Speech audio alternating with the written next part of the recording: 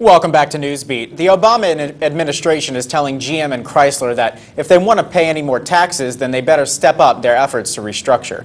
Sandra Endo explains how the president laid out his expectations for the car makers, including tough restrictions and some good news for auto buyers.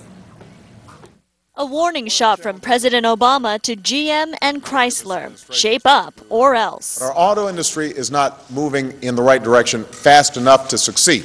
GM and Chrysler already have received $17.4 billion in bailout money, but their restructuring plans aren't meeting the president's expectations. We cannot make the survival of our auto industry dependent on an unending flow of taxpayer dollars. GM gets 60 days to prove it can stay afloat. Chrysler gets 30 days to come up with a final plan and is moving forward on a major element of that plan, agreeing today on the framework for a global merger with Italian car company Fiat.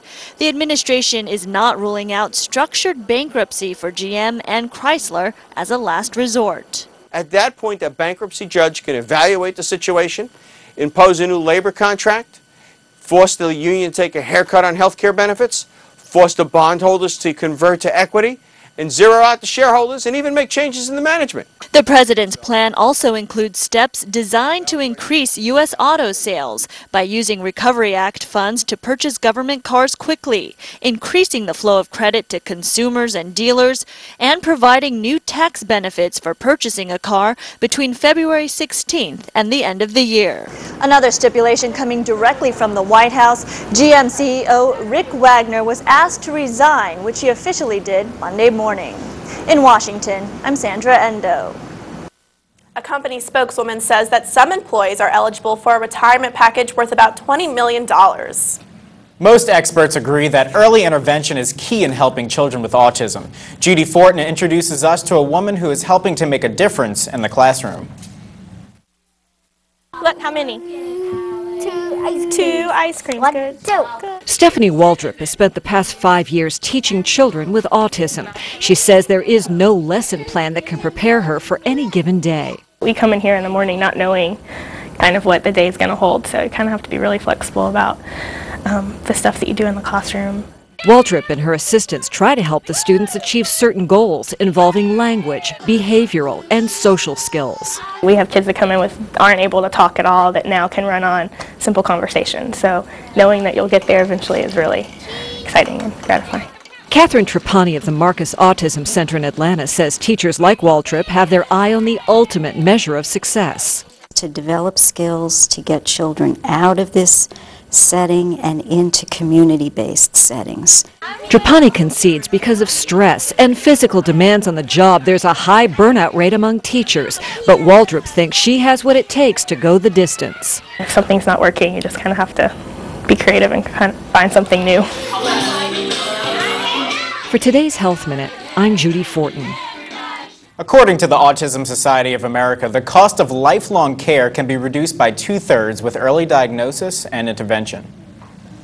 We're joined now by Alexandra Cranford with weather. Alex, how long will this pleasant weather last? It looks like we've got the better part of the week with nice weather, but we may have a chance for some rain on one day. I'll have the details coming up next, right here on Newsbeat.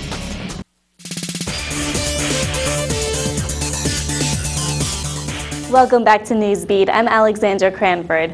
Well, we had a pretty gorgeous weekend, didn't we? Nearly perfect springtime weather for our final weekend in March. Yesterday was nice too, but this afternoon things are looking a little more overcast, although temperatures are staying pretty mild, only climbing into the mid-70s for most spots in Louisiana. As you can see here, we've got a cool front making its way over the region this afternoon, and it's bringing with it a good chance for some afternoon showers and thunderstorms. Here in Louisiana, you can see that we're threatened by all that rain, and we've got a chance for some severe weather as those thunderstorms blow on through, possible hail and tornadoes.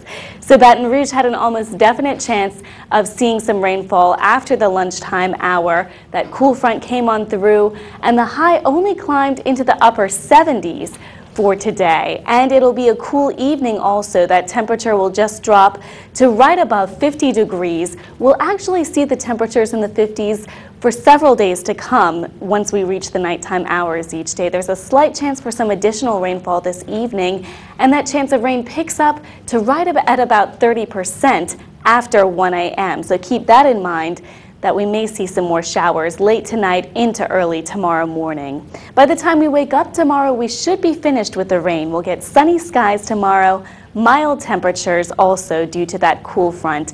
The high will climb into the low 70s, and we'll also get a nice breeze from the east. So it should be a pleasant springtime weather forecast for our April Fool's Day.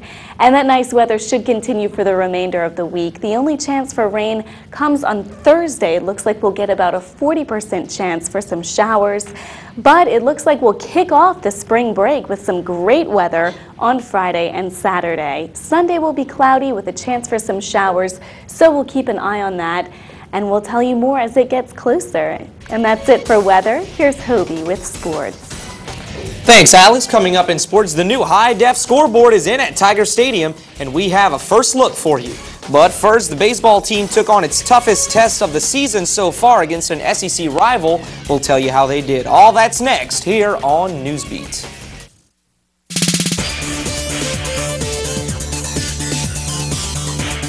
Welcome back to Newsbeat, everybody. Well, the LSU baseball team faced its toughest challenge of the season so far this weekend as the 11th-ranked Ole Miss Rebels stormed into Baton Rouge. But the second-ranked Tigers were no match for the Rebels as the Bayou Bengals took the series 2-1.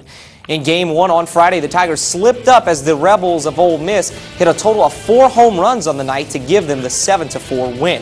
But on Saturday, the Tigers rode Lewis Coleman's career-high 10 strikeouts en route to the nail-biting 6-5 win. And in the rubber match on Sunday, Tigers pitcher Austin Ross threw a career-high 8 straight innings and allowed only 2 hits to give the Tigers the razor-thin 2-1 victory and the weekend series.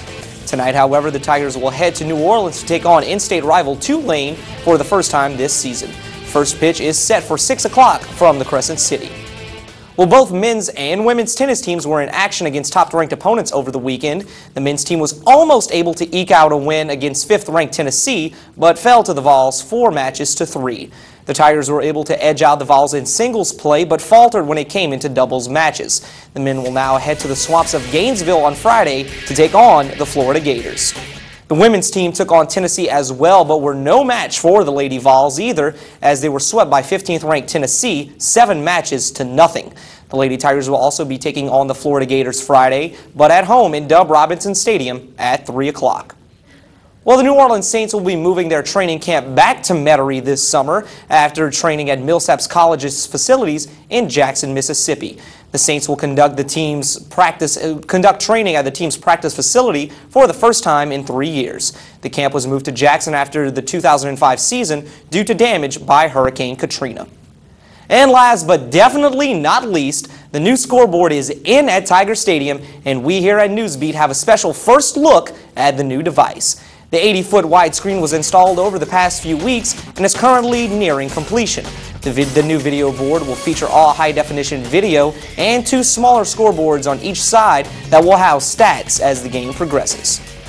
Well, that's all we have for you today in sports. We now kick it over to Jordan with entertainment. Thank you, Hobie. Coming up in entertainment, I'll tell you which movie took the top spot at the box office. Plus, some great new albums are hitting the shelf today. It's your lucky day. Entertainment is next on Newsbeat.